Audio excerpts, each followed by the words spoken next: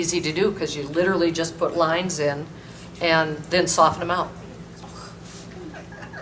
Now I want to do one lens and then we're going to switch to this one.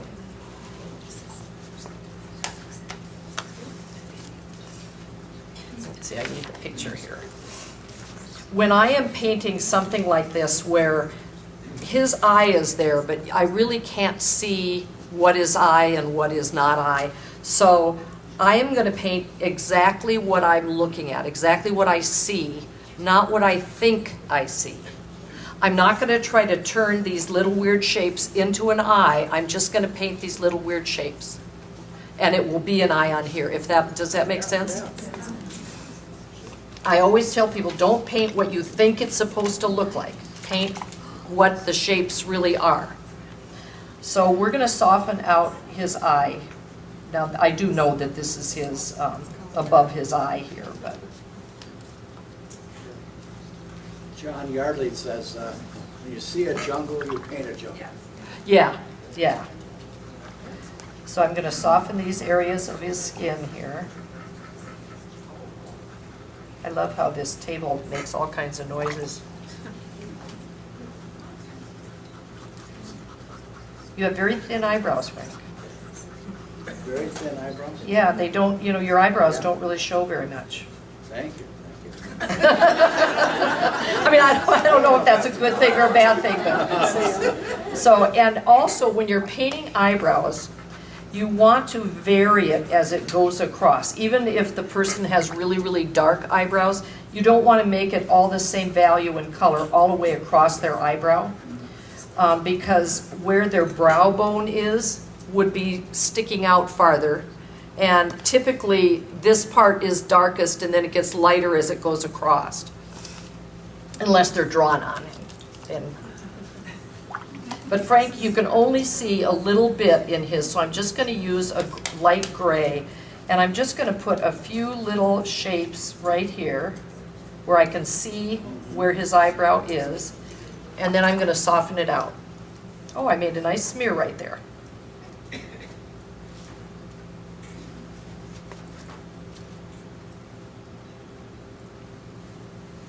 And I'm going to make it just a little bit darker right in, whoops, if I get some paint on the brush, right where the prominent bone would be.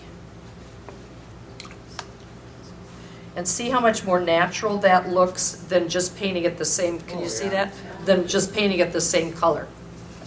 I'm going to put a little skin tone in his lens, and then we're going to switch to the next one.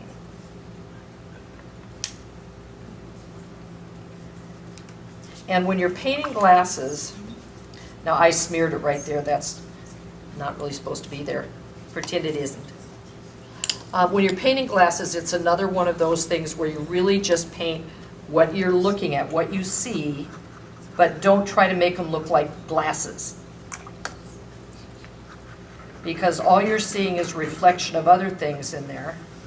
And as long as you have the outline correct, I have a lot of instructions in my book of how I draw. And I always draw using a unit of measure.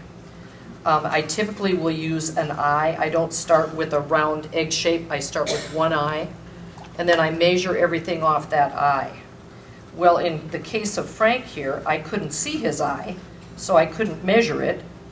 So I measured this glasses lens, and I drew that lens the best that I could in the shape that I think it looked like. And then I used that measurement, how many glass lenses it was over to his ear, how many up and down, and that's how I measure. If I'm doing a dog, I will typically use its nose as its unit of measure, which sounds weird, but. No, the Greeks did this. Oh, did they? Oh, yeah. Oh. They used a little finger. Oh, here, I thought I made it up and I was so brilliant. Well, I guess not. Well, at the Institute of Arts, that's one of our tours we had. That's what this docent was telling us when we were looking at Oh, this really? statue. Yeah. Well, I felt a whole lot better about, drawing it first and then projecting my drawing after, when I read the book about Vermeer and how he used that absolutely. magic box and everything. Yeah, And, right. I mean, at least I draw it first. Yeah, right. So you can see how that's starting to look like an eye there, and all I'm doing is painting the little tiny shapes. Now this is where, I usually, did you have? Zoom in or zoom out? Oh, I'm sorry, I'll zoom out. I forget that I'm the technical person too. Oops, where's the thing? Oh, there it is. There we go. Okay. I'm gonna finish most of him first before I do the background, because I'm gonna stand up for the background and the shirt, because I get kind of wild then.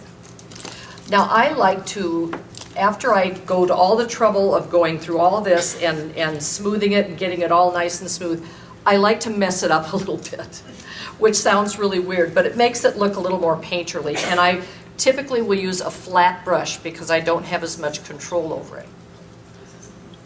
And I'm gonna just bring out some burnt sienna here. And I've got my basic skin tone there. And we'll bring out some raw sienna. And I really am gonna look at my picture, and I'm just thinking again of just the shapes, but I wanna have a little fun with it and get it a little bit choppier. So I'm gonna just start laying in some brush strokes here. I don't know why it's easier for me to do this at the end. I mean, most people would do this as they paint if they, you know, people with a brain. But it's easier for me to do it. And see how much more painterly that looks? And all I did was add a little more paint and mess it up a little bit. But for some reason, I can't do that as I go. What do you mean by painterly? It has some of the strokes show, and it's not as smooth and perfect. It gets a little brighter. How do you describe painterly, Frank? That's a good description. Letting paint be paint, not skin. There we go. It's fresher. Very good It's description. less like a photograph. Yeah, exactly. Oh, okay. Because if I wanted a photograph, I would just use this. And yet you would blend it a lot, you know, like the oil painters do. And Yeah, they blend it where it's super realist. People. Yeah. Well, that's very nice, Mike. isn't that amazing how that works? Well, I'm talking about me. Oh. No, that's very nice. Because we won't be able to live with us anymore. No. Sandy's probably gone home already. Well, wait till I give it to Frank at the end, then he's gonna say, oh my God, now I gotta hang that up. Okay. I think I'll mess your glasses up just a little bit, Frank. I'm gonna use a little Well, I'm a smaller. little worried, because if I'm going to get this painting, you know, can't mess too much. It's still mine at this point, That's right. so I can screw it up all I want.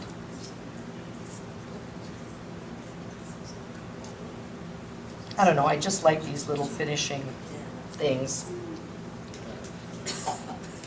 For some reason at the end I have all kinds of guts that I didn't have while I was painting the whole thing. Okay, now we're going to messily finish his shirt, and I'm gonna stand up to do this. You're okay. Okay. If I suddenly get electrocuted, okay. Now I'm gonna bring out my shirt colors.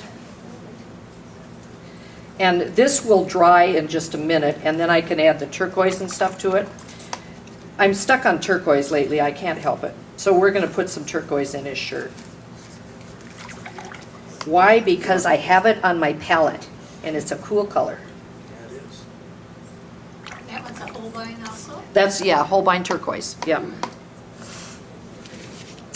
This is Holbein, you can see that, right? This is Holbein Gray of Gray, which is I'll have to put some of that in his shirt just so you can see it. It's like a gouache. And now they advertise it still as a transparent watercolor, but it isn't, it's got white in it. I'm gonna put some of that on your shirt because it's really fun. Okay, so this is the chef. Where do you buy Holbein? They have it at Wet Paint. Cheap Joe's carries it. Pretty much everywhere. Dick Blick, does Dick Blick carry it? We don't have Dick Blick in Arizona, so I forget. Oh, Jerry's Artorama has it. I good wet paint. Yeah, wet paint has it for 40% off or something like that, so. And I've got a couple of let's mess up your hair a little too, Frank. Just comb I just want to just mess it up a little. So it looks a little painterlier. Painterlier, that's a cool word. Okay, so let's get crazy with Frank's shirt. Now you'll see that I really like to paint like I'm really rich.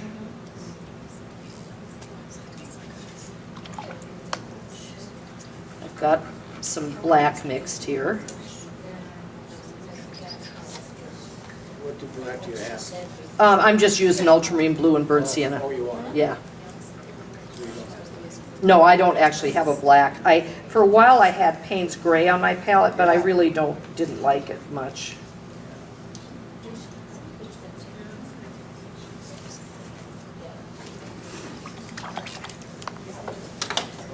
It's gonna take a while for this to dry, Frank.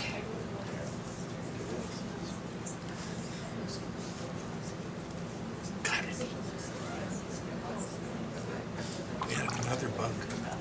Oh, was it crawling out? Gosh, I would have thrown Frank at it. I'm just softening this with water because this side is actually the shadow side.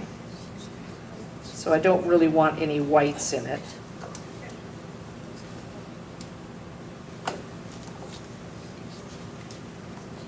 Oh, I forgot turquoise. Oh my gosh. A little turquoise in it. really nice. Artist's choice, here I come. Now we'll do the other side. I still want some of that cerulean in there because this is the light side of them. And we're going to get some of this gray in here. Let's use the gray for all the highlights. Isn't that cool? It is. When it dries, does it lose some of its opacity? No, it really doesn't. So it's definitely more like oil paint kind Yeah, of. so what do you call it? It's a Holbein color. It's called gray of gray. Gray of gray. Yeah. Do you think this would look much different if you had painted it on 140-pound arches? It looks a little softer on Arches paper than it would look on this because it stays much brighter on this paper. Uh-huh. And so I think it would look different. Do you do the background last so it Yes. matches the face Yeah. rather than vice versa? Yeah, yeah. I used to be so afraid of backgrounds that I used to do them first. So that, because if I was going to screw it up, I'd screw it up in the background. Now I kind of save them till last because they're so big and drippy that I will drip in it, if I'm painting the rest of the painting. So let's just do all the rest in this gray.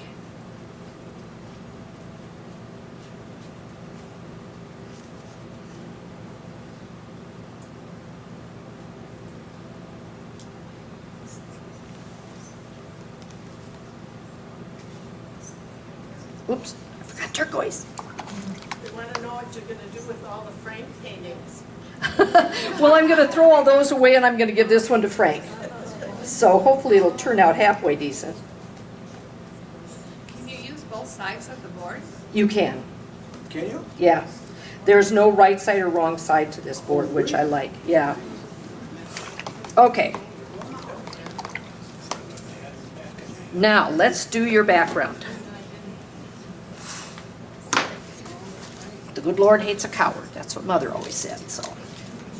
Now I'm going to use this big brush, and I have to remember, now's when I really need my value study.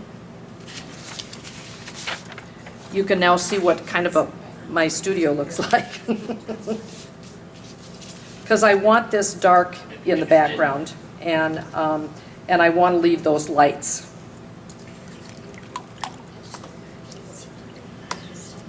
So we're going to start with blue. And let's see, let's start up here. I love these Richardson brushes because you can really cut with them. Oops, I already forgot that white. Oh well, it's gone now, too late. We're going to leave that one though.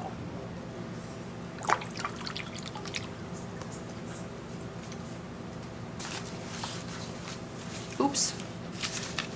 I got them flying now. All right, I'm going to add some bird sienna to that. I don't mix the colors, other than the black, I don't mix colors on my palette. I like them to mix on the board. And the reason I'm standing for this is I don't want it to be, perfect. I want it to be kind of painterly and messy. One of the most fun things is dropping an opaque color into a transparent wash. So that's what we're going to do.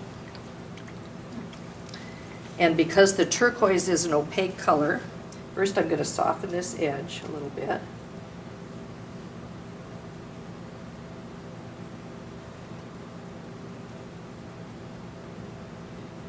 Oh, I kind of like that. I totally meant that to happen. If you believe that, I have some property to sell you. All right, I'm going to float a little bit of the turquoise because I want this to match this. And the turquoise in that transparent wash will creep, and I love how it does it. I'm just kind of turning my brush. And now I've picked up dirty paint, so I got to rinse it out. And we'll just put, let's see, where is it nice and wet? It's pretty wet right there. Put a little piece there. Now that's going to crawl a little bit. Okay, let's put the other part in. Now I will let this dry and go back and soften that edge against Frank's head. And I can let it dry and not have to worry about it. So let's see how far down it goes to here. Okay. This is such a big piece that I am going to wet this edge. Well, now the only problem is I changed because I don't have this light over here anymore. So do I want that there? I think I'll just blend down to white there, but I'm not going to have it a straight line. I'm thinking out loud. Of course, this is going to be a straight line, so I need that straight line. Okay, we're going to leave that straight line. I'm going to wet just a little bit because I've got such a big area to do. I'm going to do the blue first. And you can cheat and you don't have to do the whole thing. I think I'll just go to here and I'll wet this edge and then I can add to it. So we'll just soften this edge out right here. See how that's stained and it's not supposed to stain.